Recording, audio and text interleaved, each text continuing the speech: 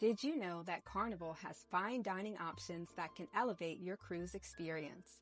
Today, I'm going to be reviewing both the Chef's Table and the Steakhouse on board the Carnival Valor.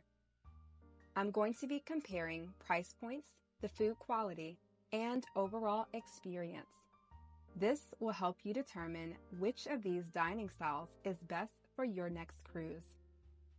Let's go ahead and dive into each of these delicious options, starting with the Chef's Table. This dining option will need to be pre-booked and is limited to 14 guests. Prior to the start of the event, you'll receive an invitation with information on the meeting time and location. We got a backstage look at what goes on in the Carnival kitchen as we made our way to meet the head chef. Once we arrived, we were greeted with champagne and appetizers. Our chef explained everything that he served us and also gave us background on his culinary experience. The Chef's Table is a great option for those who are open-minded with a broad palate, because you might be trying unique foods that you've never heard of or even seen before. We also got to see a live demonstration of one of the dessert chefs making Carnival's popular melting chocolate cake.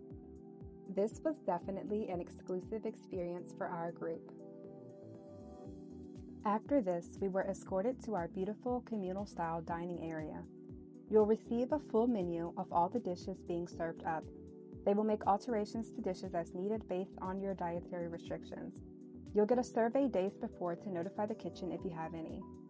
Unlimited red and white wine and water are included with your meal. The first food item served was this bread topped with shredded cheese and served with a honey butter on the side. Keep in mind that each course you're given is based on what your chef wants to prepare.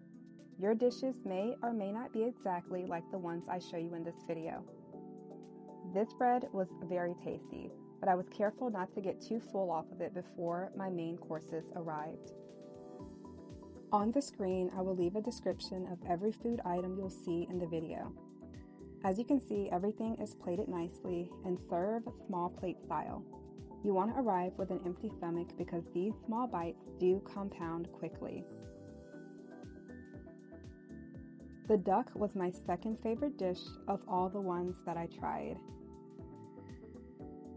The surf and turf was good, but I wasn't a huge fan of sipping broth alone. I needed some noodles or veggies thrown in there for me to fully enjoy it. However, it did have a really nice flavor. And as we're dining, we have the chef also explaining everything that goes into each meal. Now, the sea bass and fried asparagus were my absolute favorite. The flavors were so tasty, it was not overpowering, and the fish was so fresh. The atmosphere was a nice vibe, and the staff were super polite and friendly. Our group also got along pretty well, which actually added to our experience. Next up, we were served this lamb dish. I ended up not finishing a lot of the meat dishes, and I almost felt as if I was wasting food. So next time I do this experience, I'm going to request seafood only or vegetarian options.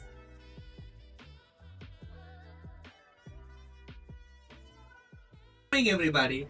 You know what? Everyone wear a ring in the wrong way. I'll show you a right way. Don't wear a ring like this. Sometimes it's stuck with the finger. As a magician, I suggest you people to take the ring, say to the finger. What Wow. It's an aim and to shoot exactly to the center. See?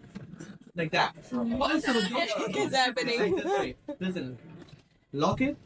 Shift like that. You say, even you can teleport the ring. Maybe you say I'm sleeving. That's why. Sure. Can you please hold my wrist, please? So I can do sleeving. Can you hold my left wrist? I know it's very awkward to see two men holding my hands, but focus on. Ready? See? Oh, one more time. Ready? See that? What in the Just go like that. It's about with any ring, guys. Do you have any ring? Can I? The magic show gave our bellies a nice little break between meals. He was great and had lots of tricks that absolutely blew our minds. It definitely added to the experience and made it even more entertaining. So the price will vary based on the ship that you book and also the type of experience. For ours particularly, we paid $90 per person. Also, there's a gratuity that is tacked onto this experience as well. So for two people, we paid a total of $212.40. So here are my overall ratings for the chef table. I give the food a 10 out of 10. It was the best I've had on the ship. Entertainment was a 10 out of 10 as well. The overall atmosphere was a 9 out of 10. I deducted a point only because I feel this experience caters mainly to couples. I'm not saying it's not family friendly or solo travel friendly, but I feel it will attract more couples than any other crowd. For the price, I rated an 8 out of 10. It is a bit pricey, but for the quality, variety, and everything that you get with this experience, you get your money's worth. So I give it an overall score of 9.3 out of 10. Next, let's head to the Steakhouse. This restaurant is perfect if you're looking for a more intimate space. You can pre-book this experience, but it's not required.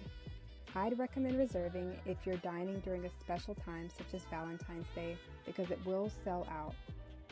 Firstly, a waiter will serve you with a variety of breads to try along with butters.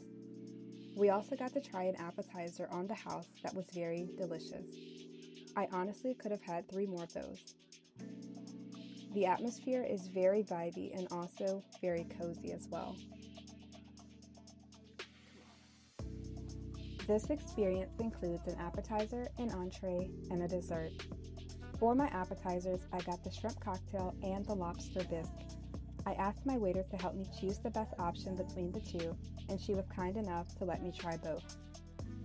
This was the best shrimp cocktail I've ever had. The sauce was definitely fresh and house-made, which made this a plus. Now this lobster bisque was the star of the show, my most favorite dish I had that night. It was so rich and creamy and had the best flavor combination. I'd highly recommend this as an appetizer.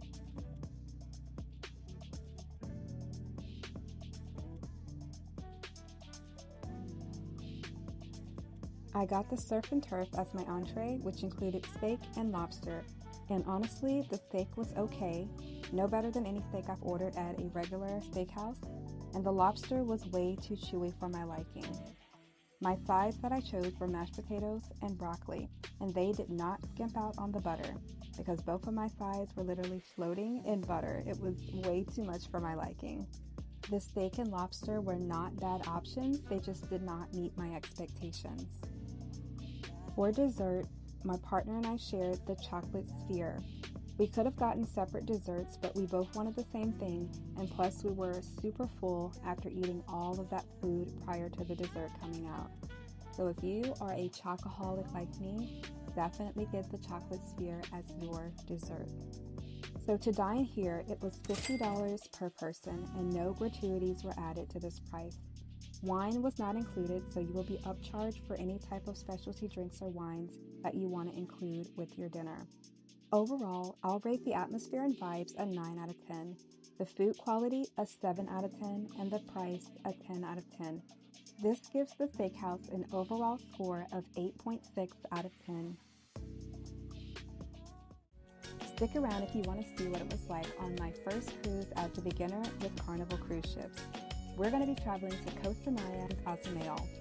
You'll get to see what it was like as a first-timer, the things that I booked, things that I would recommend and won't recommend. So if you're interested in seeing what that experience was like, be sure to check out my upcoming vlog.